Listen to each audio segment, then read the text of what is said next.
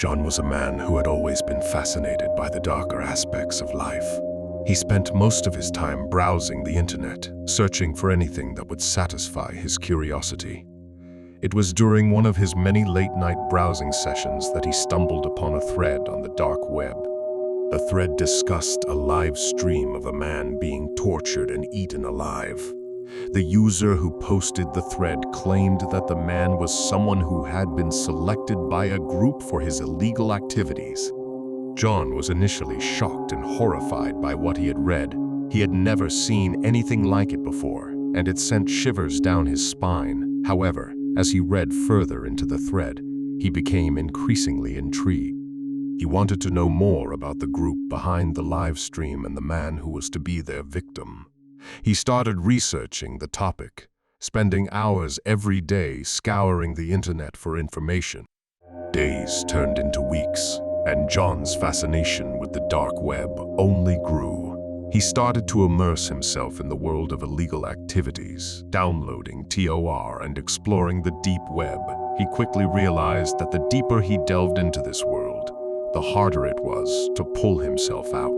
But he couldn't stop himself. He had become addicted to the thrill of the unknown. One day, John stumbled upon a post that provided the address of the victim's location and claimed that the live stream would take place in his city. John couldn't believe his luck. He had become obsessed with the idea of watching the live stream, and now it was going to take place in his own city. He felt like he was being drawn into a dark vortex from which there was no escape. John knew he shouldn't watch the stream. He knew it was wrong, and he knew it would haunt him forever.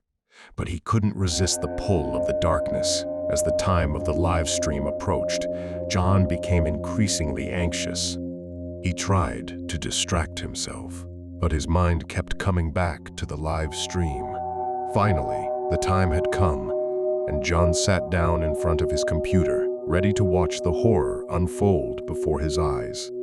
As John sat watching the live stream, his heart was racing and his palms were sweaty.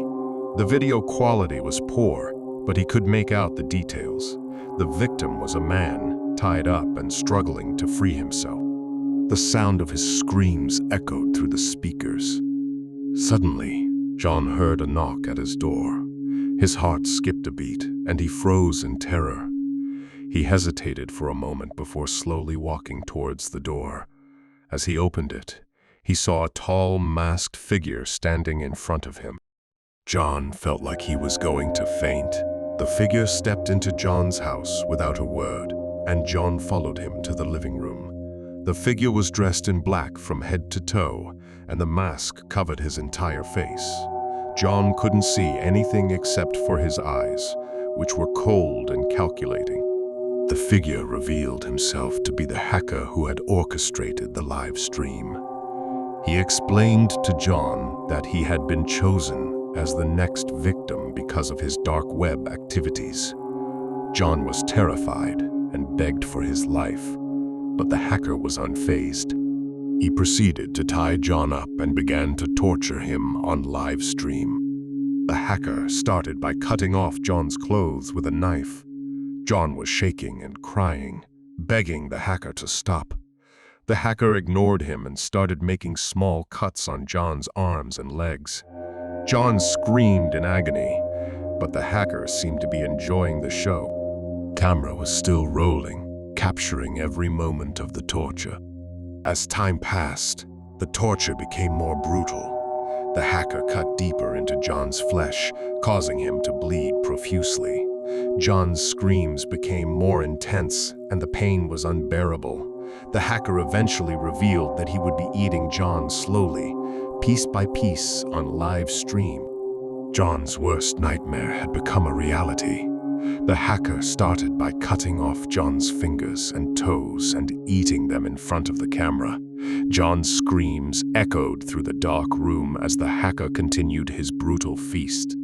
The live stream lasted for hours, and the viewers watched in horror as the hacker ate John's flesh bit by bit.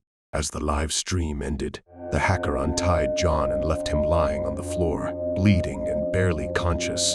The darkness had claimed another victim, and John's fate had been sealed from the moment he stumbled upon the thread on the dark web. John lay on the floor, barely alive, as the hacker walked out of his house. The torture and the live stream had taken everything from him, leaving him broken and traumatized. The police eventually found John and took him to the hospital, but it was too late. His injuries were severe, and he succumbed to them a few days later. The hacker was never caught, and the dark web continued to thrive. The live stream had gained notoriety among the users of the dark web, and more people were tuning in to watch the horror unfold. The hacker continued to target people who were involved in illegal activities, and the live stream became a gruesome reminder of the price that had to be paid for treading into the dark side of the internet. The viewers of the live stream felt a sense of excitement and thrill that they couldn't find anywhere else. They felt like they were part of something that was forbidden, and it gave them a rush like nothing else. The dark web had become their safe haven, and they relished the anonymity and the freedom it provided. But little did they know, the hacker was always watching. He was always on the hunt for his next victim, and he would stop at nothing to satisfy his thirst for blood.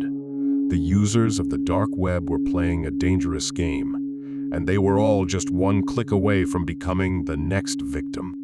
As the years passed, the live stream became a legend. People would talk about it in hushed tones, and it became a cautionary tale for those who dared to venture into the dark web. John's fate had become a warning to those who were too curious for their own good. The dark web was a place of darkness, and those who went there often never came back the same. In the end, the hacker's brutality had claimed many lives, and the live stream had become a part of the dark web's twisted legacy. John's death had been brutal, and his memory would haunt the users of the dark web for years to come.